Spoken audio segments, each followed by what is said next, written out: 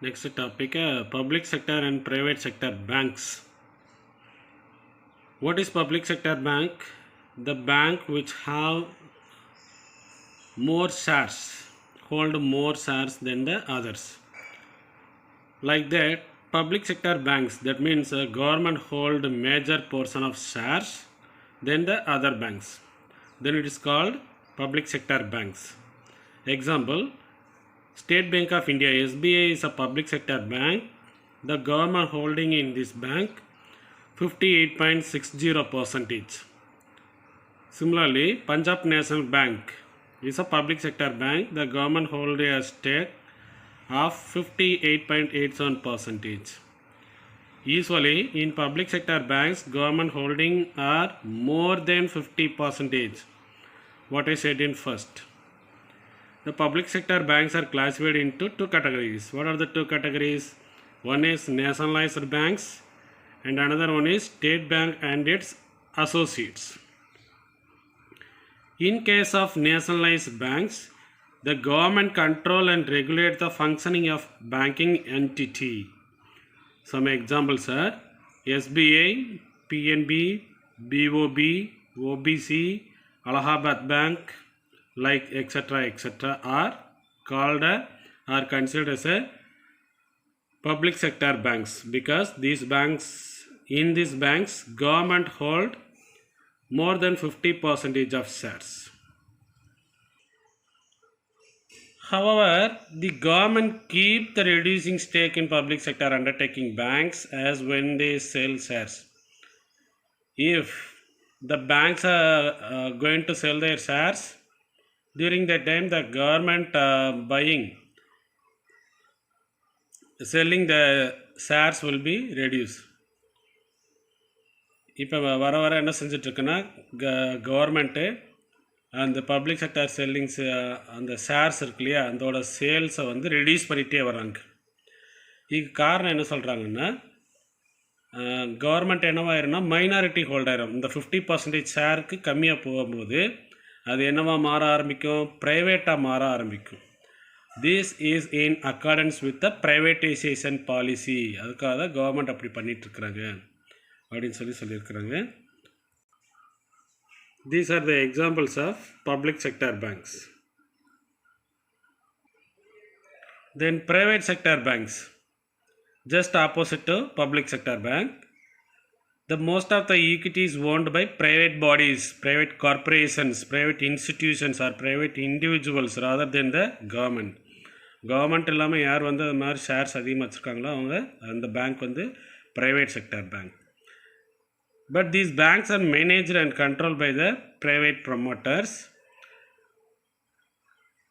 Of the total banking industry in இந்தியாவில் இருக்க ஒட்டுமொத்த பேங்கிங் செக்டர்னு பார்க்கும்போது public sector constitutes 72.9% share while the rest is covered by the private players. In terms of banks, number of banks, government sector banks வந்து 27 and private sector banks are 22. As part of its differentiated banking regime, the RBI, it is a apex banking body. அதான் highest banking, அதுக்கு மேலே வேறு யாருமே இல்லை. Has given the licence to payments bank and small finance banks.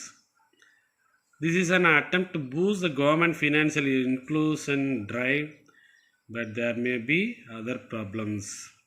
ப்ரைவேட்கிட்ட அதிகமாக banking கொடுக்கும்போது they may have a high rate of interest and exploit poor people. This major problem may occur while privators have more shares. As a result of RBI given license, Airtel Payment Bank and Paytm Payments Bank Limited have come up. How far these banks would help the poor people is not known. Forthcoming yearsல அது poor people help பண்ணுதா இல்லையான்றது தெரிஞ்சுக்கிற முடியும். This is what public sector bank and private sector banks.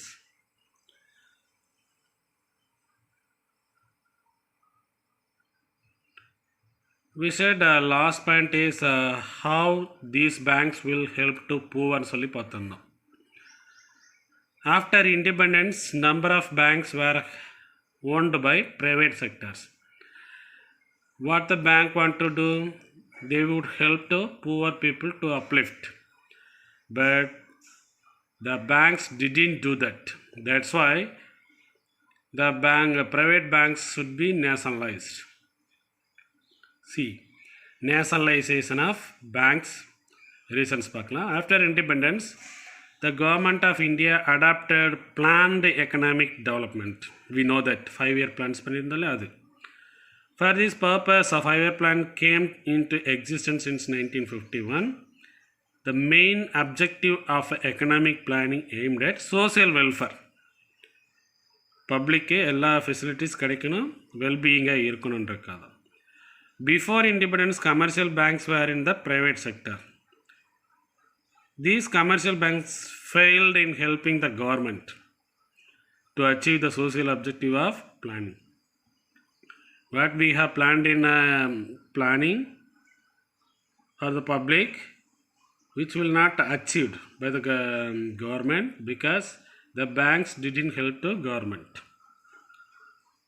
Therefore, the government decided to nationalize 14 major commercial banks on 19 July 1969 after independence. In 1980, again, the government took over another 6 commercial banks. And the banks யாரான்னு சொல்லிட்டு கீழே கொடுத்துருப்பாங்க. 1969, 14 banks were deposit above 50 crores were nationalized. And in 1980, 6 banks with deposits about 200 crores were nationalized. Allahabad Bank of Baroda, Maharashtra Bank, Canara Bank, Central, Dina, Indian Bank, Indian Overseas, Punjab National, Syndicate, Union, United Bank, UCO Bank of India. இதெல்லாமே 1969 nationalise ஆனது. 1980s Andhra bank corporation, new bank of oriental bank of Punjab, Sind and Vijaya bank எல்லாமே nationalise ஆனது.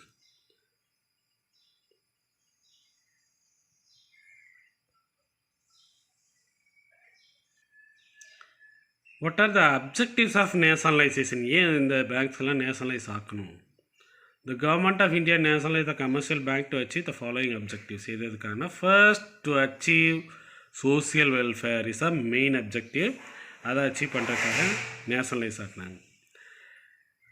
The sectors such as agriculture, small and village industries were in need of funds for their expansion and further economic development. For this purpose, they mainly depend on rural banks, the banks which are located in their locality. But they didn't help to such agricultural farmers and small investors. So that it was nationalized. And nationalization of banks helped to curb private monopolies in order to ensure smooth supply of credit to socially desirable sections. Those people unable to get a loan from the such banks, so that such banks are nationalized. After nationalization, it will control private monopolies. How it was controlled? Because it gives loans to the desirable sections. யாருக்கு ரொம்ப தேவையாக இருக்கோ, பூவராக இருக்காங்களோ, அப்ளிட் ஆகணும்னு நினைக்கிறாங்களோ அவங்களுக்கெல்லாம் கடன் கொடுக்க ஆரம்பிச்சதுனால மோனோபொலி யாரும் இல்லாமல் போயிடுச்சு. அதுக்காக தான் nationalise ஆக்குனாங்க. In India, nearly 70% of population lived in rural areas. We know that. Therefore, it was needed to encourage the banking habit among rural population. Prime minister Modi கூட எல்லாருக்கும் அக்கௌண்ட் இருக்குன்னு சொல்லிட்டு கிரியேட் பண்ணியிருந்தார். அந்த மாதிரி ஸ்கீம் தான். Nationalization of banks was required to reduce the regional imbalance where banking facilities were not available. இப்போ nationalise ஆக்கிட்டோன்னா கவர்மெண்ட் கண்ட்ரோல் வந்துருச்சு இல்லையா? இப்போ கவர்மெண்ட் கண்ட்ரோலில் இருக்கும்போது where the banking facilities not available, எங்கெல்லாம் பேங்கிங் இல்லாமல் இருக்கோ அங்கெல்லாம் பேங்க்ஸ் எஸ்டாப்ளிஷ் பண்ணுறதுக்கான சான்சஸ் இருக்கும். அப்போ எல்லாருமே என்ன செஞ்சிடலாம், easy to access banking facilities. And region should be balanced. And before independence, number of banks were certainly inadequate. நிறைய பேங்க் இல்லாமல் இருந்துச்சு. After nationalisation new bank branches were open in both rural and urban area. எல்லா ஏரியாலையுமே என்ன செய்ய ஆரம்பித்தாங்க, branches open பண்ண ஆரம்பித்தாங்க. And banks created credit facilities mainly to the agriculture sector and its allied activities after nationalization. இந்த banks எல்லாம் nationalisation ஆனதுக்கப்புறம் தான் இங்கே அக்ரிகல்ச்சர் செக்டருக்கும் அதோட அலைடு துணை தொழில்கள் இருக்கு இல்லையா, இண்டஸ்ட்ரீஸ் மாதிரி சேர்ந்ததெல்லாம், அதுக்கு எல்லாத்துக்குமே லோன் கொடுக்க ஆரம்பித்தாங்க. ஆஃப்டர் நியூ எக்கனாமிக் பாலிசி 1991, இது லாஸ்ட் வீடியோவிலே சொல்லியிருந்துருக்கணும். 1991 நியூ எக்கனாமிக் பாலிசிக்கு அப்புறம் தான் இந்தியாவோட தலையெழுத்தே மாற ஆரம்பிச்சிச்சு. இன்ட்ரடியூஸ் பண்ணது வந்து டாக்டர் மன்மோகன் சிங். 10 இயர்ஸாக இந்தியன் பிரைம் மினிஸ்டராக இருந்தார் இல்லையா, அவர் தான். அவர் வந்து ஃபினான்ஸ் மினிஸ்டராக இருக்கும்போது இந்த நியூ எக்கனாமிக் பாலிசிஸ் இன்ட்ரடியூஸ் பண்ணாங்க. அதுக்கப்புறம் தான் அந்த ரூல்ஸ் அண்ட் ரெகுலேஷன், எக்ஸ்போர்ட் இம்போர்ட்டுக்கான ரூல்ஸ் அண்ட் ரெகுலேஷனில் ரிலாக்ஸேஷன் ரெடியூஸ் பண்ணாங்க. அதுக்கப்புறம் தான் foreign direct investment, foreign institutional investments எல்லாம் இந்தியாவுக்கு வர ஆரம்பிச்சிச்சு. வேர்ல்டு மார்க்கெட்டாக இந்தியா மாறக்கான வாய்ப்புகள் கிடச்சி இப்போ டெவலப்பிங் ஆகிட்டுருக்கோம். இது வந்து 1991 நடந்த எக்கனாமிக் பாலிசிஸ் எல்லாம் வந்தது. After new economic policy 1991, the Indian banking industry has been facing the new horizon of competitions. Foreign பேங்க்ஸும் வர ஆரம்பிச்சிச்சு. எஃபிஷியன்சி அண்டு ப்ரொடக்டிவிட்டி போட்டி போட முடிஞ்சிச்சு. With all these developments, people in villages and slums depend largely on local money lenders for their credit need. This is unfortunate. எவ்வளோதான் banking system வில்லேஜில் ரூரலெல்லாம் banking facilities create பண்ணாலும், the people which are located, who are located in villages and slums, they mainly depend on local money lenders. அங்கே பக்கத்தில் கடன் கொடுக்குறவங்க மட்டுமே நம்பியிருந்தாங்க.